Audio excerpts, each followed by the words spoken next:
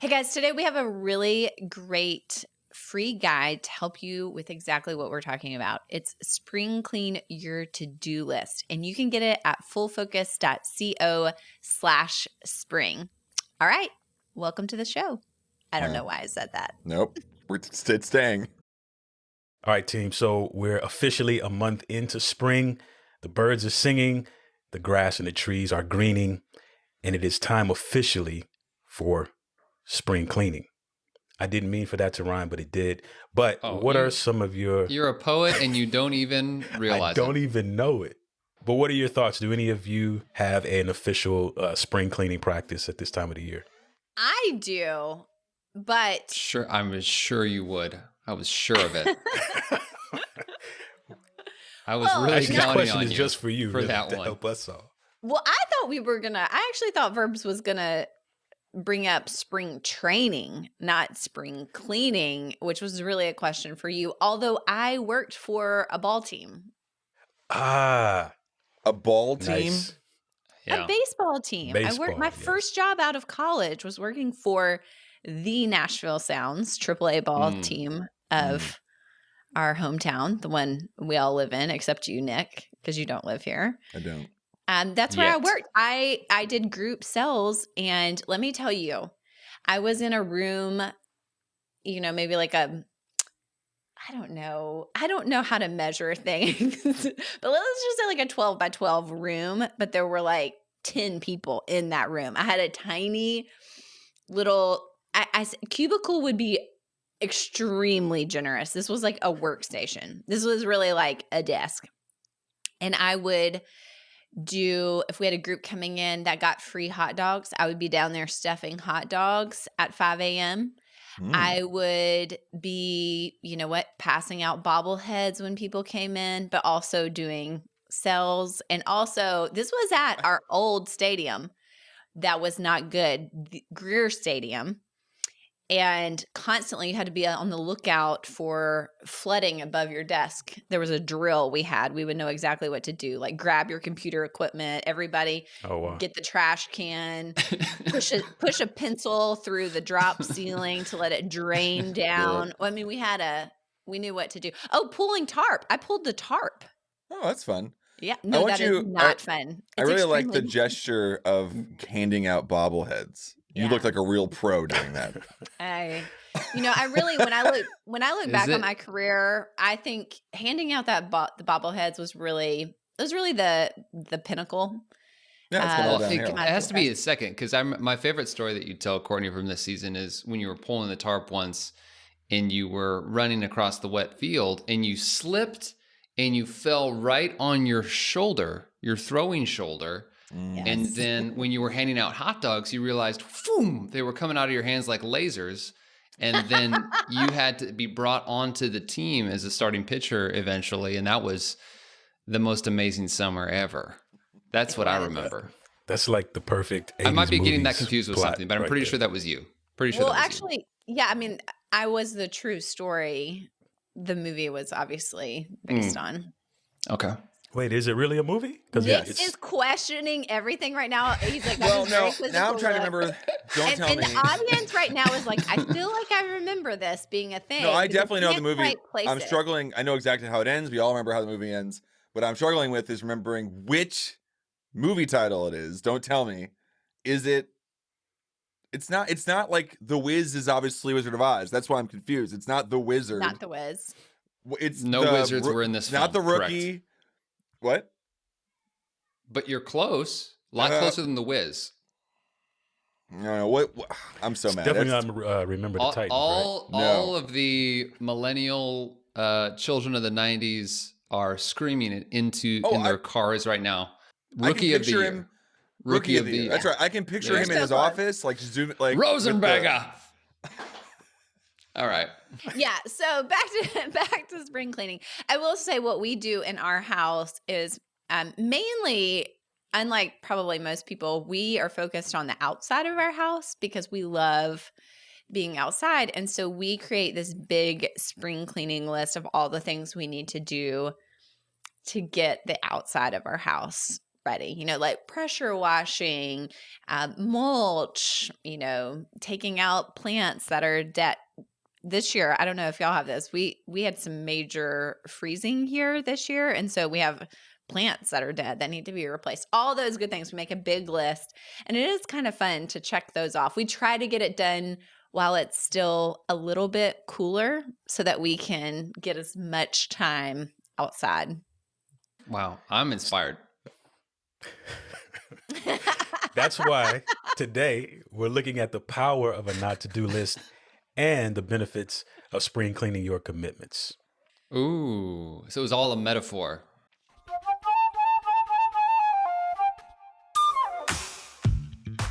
Welcome to another episode of Focus on This, the most productive podcast on the internet, so you can banish distractions, get the right stuff done, and finally start loving Mondays. I'm Verbs, here with Courtney Baker and Blake Stratton. Happy Monday to you both. Happy Monday unto you. Do you too? Do I spring clean? Yes. My whole life is my life is cleaning. I feel like I never stop cleaning. If the rest of the recording was canceled and I suddenly had time on my hands, I would be cleaning. That's the state of our house right now, I feel. That is true, but what about the stuff you don't normally do, like your baseboards? There you go. Yeah, the baseboards, These children aren't old enough yet they take care of those. themselves. That's what the mice are for. You just give the mice little brooms, and then they go and they, That's tip number one. My daughter legitimately dressed up like Cinderella and asked me for a bucket of water with soap so she could hand wash the floor. And I was like, great, yes, let's go. This is amazing. My relationship with spring cleaning, I love the idea and the concept of, hey, the weather's changing. Everything is becoming warm. It's great weather outside. This is a perfect time to clean the garage. Love the idea and the concept. And I actually wait during the wintertime to not clean the garage in hopes of capitalizing on this spring cleaning concept. But I don't do it as I should.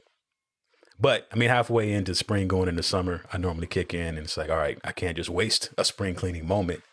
Let me at least get rid of some of these boxes. At least. That's the least I can do. Mine's a car clean, obviously. That's when you're like, oh, the days are long. I'm going to get in the driveway, empty out the old car. Makes me feel like a real adult man. Now, is that vacuuming as well? Yes. Or just cleaning out? Okay. Yeah. Oh, and you better believe the 13-year-old is out there right with now. me too. And he hates it. Okay, I need some clarification here really quickly. Okay, I clean my car once a week because if I did not, the 2-year-old and 7-year-old, it becomes uninhabitable very quickly. So are you telling me you kind of a couple times a year, all right, let's go. Let's get this thing clean. So we have not had a 2-year-old, 7-year-old in the car to really muck up everything. Mm-hmm. So we haven't had just all the crumbs and the things and all the little tiny, that's not accruing.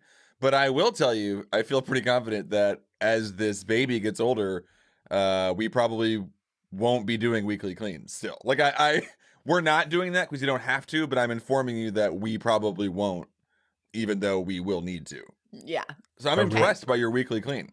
Yeah. No, her real question was, how do you live in such that's in shame. So that's the answer. Just constant shame. I mean, homework sheets and, to-go cups is a lot different than Cheerios and, whatever, and sunflower seeds in the seats. Oh, guys, I found a whole container of a sippy cup full of milk under a seat this week. I mean, that is, I can't Coffee tell creamer. you how many times I've been it doesn't smell really great in here. And the alarms start going off. Yeah. All right. Let's move on. Okay. You don't want to talk about disgusting spoiled milk anymore. I get it. Okay.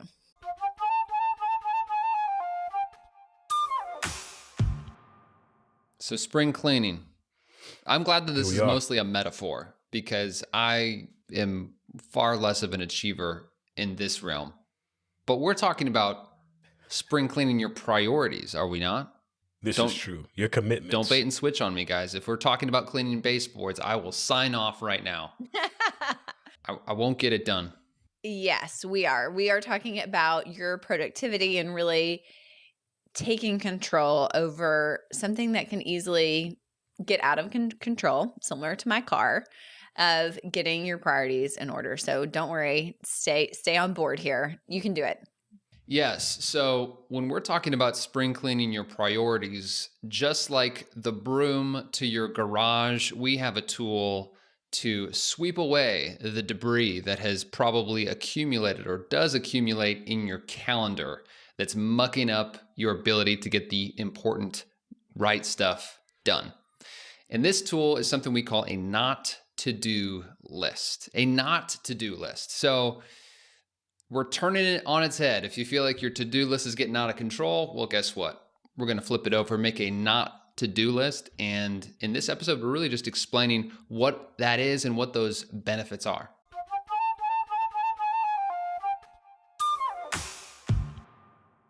All right, so the first benefit of a not to-do list is better control of your time. And just saying that out loud, it sounds so good. I don't think there's anybody that doesn't want that.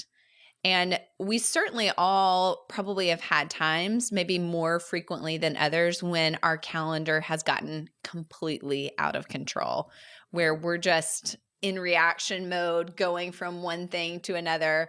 I have had this more recently myself, as I've had a transition with someone on my team, and I've been filling a lot of seats, a lot of different meetings, and there are times where you get there, when you feel that feeling, it's time to look at your not to-do list and get back in control of your time. So what the not to-do list is going to do, it's really going to triage what's important and what isn't. Pretty clear.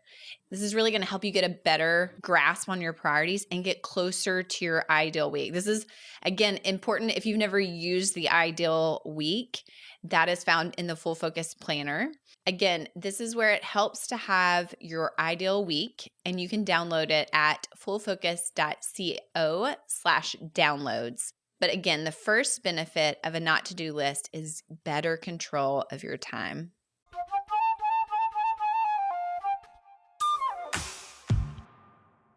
The second benefit of a not to-do list is increased productivity. Have you guys heard that saying, everything you say yes to, you're saying no to a dozen other things or 100 other things, right? Every yes is also a no. And with this not to-do list concept, you're essentially acknowledging that all of these things that I have been doing or that I continually do, I'm also saying no to something else in terms of where my time is going. So when you make a not to-do list, you're identifying what are the things that I can actually start saying no to so that I can say yes to more relevant, more important, more high leverage things. And that's where the increase in productivity comes.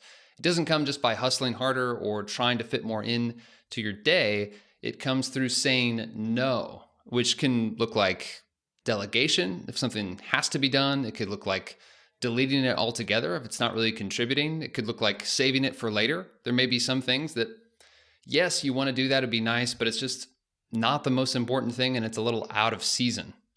So making that not to-do list is going to enable your yes so that you can be more and more productive and make better use of your time.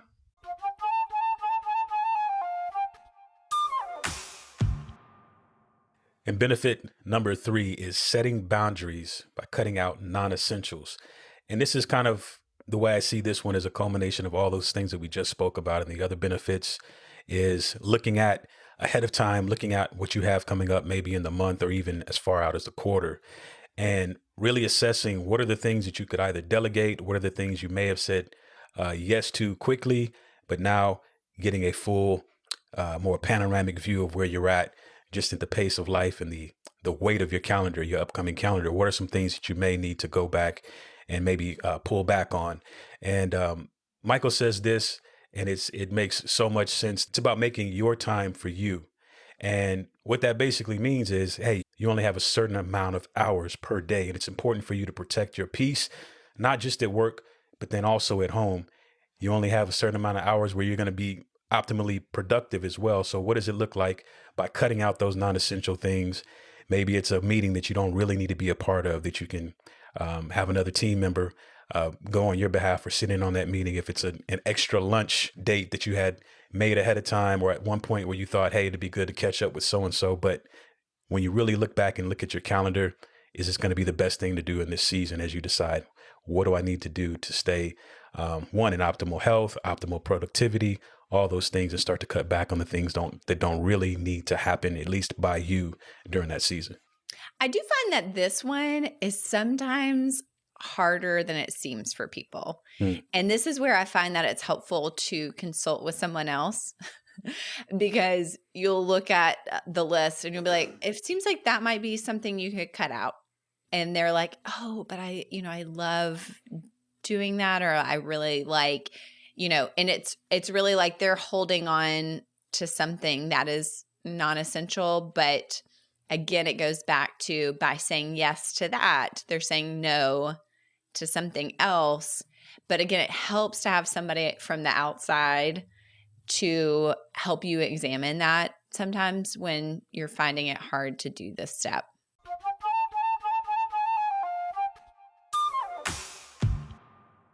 Hey everybody, this is a part of the show today where we're going to just talk about happy apps or useful apps. I don't know. Does your app bring you happiness, Courtney? I don't know if it brings me happiness, but it does bring me peace of mind. Great. That's actually perfect, because mine also brings a different kind of peace of mind. I just learned about this yesterday, and I'm obsessed with it. So I cannot wait to spend more time with it. In the scope of productivity, what I'm going to say is this is about mindfulness. It's about intentionality. It's about being present. It's about taking time. It's an app called Merlin Bird ID. Now, there's obviously you can figure out some stuff, deals with birds. But here's what's kind of cool about it. You can, of course, take a photo of a bird, and in 2023, it'll identify the bird for you. That's pretty cool. But that's not what I'm interested in. What I am interested in is that it has an option to listen to the birds around you.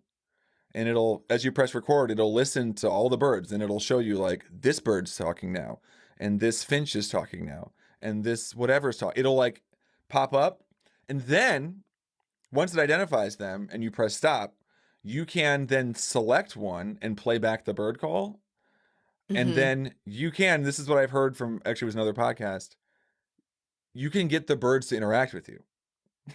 They will, because you're doing a bird call. So they'll like fly over to you or whatever like that. There's a whole list of them.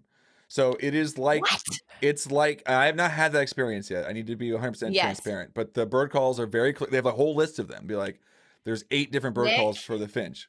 I can't believe you're talking to me about this. Is there more to this? Because I got to tell you what's happening in my life. Oh, there is. So I really love this idea. Remember when everybody was playing Pokemon Go for that summer? Yes, This I remember that. woman who mentioned this said it was like making the real world Pokemon Go. You're trying to like catch and interact with these different birds. She talked about having this like hawk come visit her on her pet, because she like repeatedly was like calling it and stuff. And I went like walking around, and she's like, I know the different bird calls now. I can and it sounds so fun. I'm very excited. If you're watching a video right now, Courtney's going to explode right now. I am going to explode. Okay, little backstory for you. Okay, everybody listening, Nick and I are very close in age, like 3 months apart. Okay. No, we're about a month apart. Yeah, a month apart. Yeah, I don't know. My birthday's October 10th. Your birthday is November 15th. Yeah, so we're very close. Same year. Yep. We are elder millennials. Okay. So I have been in a book club for almost 15 years. What? I mean, same How book has this club. not come up on the show? I know. It's my people. We like love each other. We meet once a month. It's just a really great random group of people that just get together and talk about books. And that group, as over the last, I would say, couple of years, one by one, they have become bird people. And by bird people, you don't mean that they've like sprouted wings and feathers. No. Okay. They have started bird watching. They're talking about birds. They have, all these discussions about this type of bird and that type of bird. And just this week, Nick, I am not even kidding you, I sent a text to them that said, I knew when it happened, it would happen quickly. And I sent them a picture of a field guide to bird watching. What? And I don't know what is happening with people turning 40 and birds, but it has happened to me. And now just like 1 week later, it is also happening to you. We're becoming, Yes. I have bought multiple bird feeders. I've been learning about the different food that attracts different birds, and now I can talk to the birds. I mean, I'll just open up the app. Apparently there's a house finch nearby, and so this is one of the calls. Yeah. And it just like keeps on going. It's so chipper.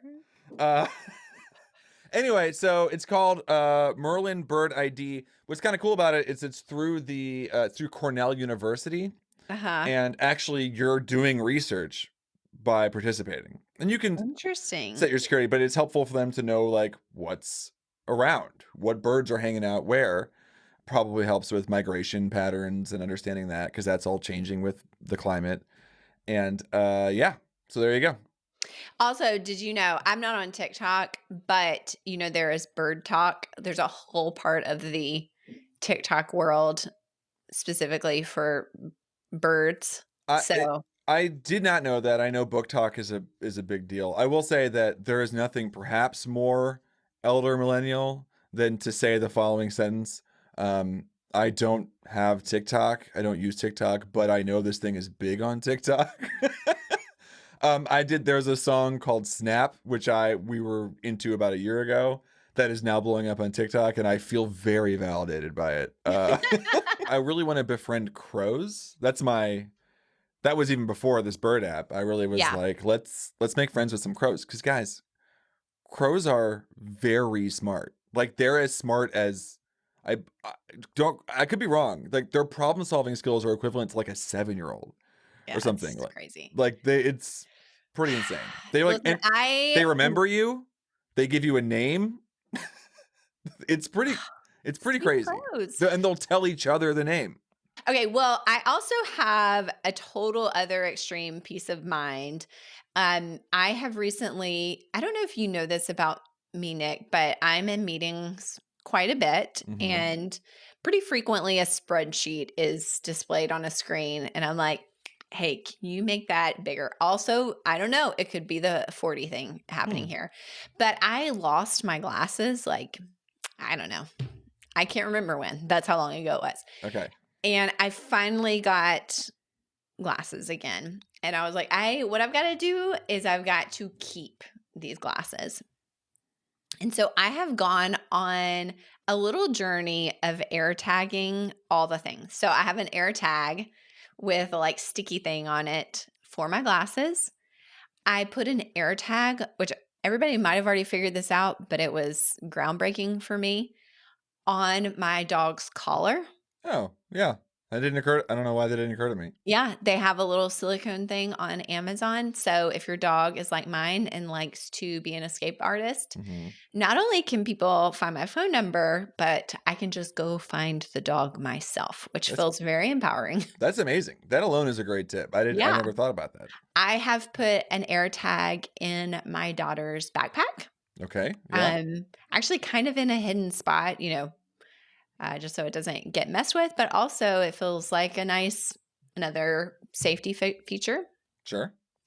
Obviously I have it on my keychain, in my wallet. I have just it's the most frustrating thing to me when you're looking for something and you're like, if I had just done the work I could actually make this easier for me. And so I've been on a little AirTag kick over here. So how creative ways to use AirTags. How exact is the location positioning? Like we're talking like GPS level?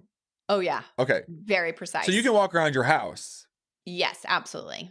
By the way, this is for everybody using Android. You can use a tool. You can use like Tiles, same way. But with the AirTags, if you have an Apple phone, which would be the only way you could use them, it's in the same system as Find My iPhone. So the same technology to find your phone or your watch or whatever, another device is the same thing that you use for the AirTags, which is nice. I like that it centralizes everything. It's interesting. I never really thought the dog thing, I think, is a real, I think that's a real game changer alone. I feel like we should say that there are you have to be mindful of like how comfortable you are with being tracked. It's just an awareness thing. But I will say this, you're already tracked on your cell phone. Right. So you just have to like sort of accept that fact already. Yeah. Already. We went from like peace of mind with the birds to all of a sudden I'm feeling a little anxiety. Just kidding. All right. Well, 2 very different ways to find peace of mind. We have the Merlin Bird ID app available, at least on iPhone. I'm sure it's on Android. And we've got AirTags to help keep your stuff in order. And we can post links to those in the show notes. So if you're interested in kind of the holders that I've found for things like your glasses, your dog collar, all that good stuff, we can post those there as well.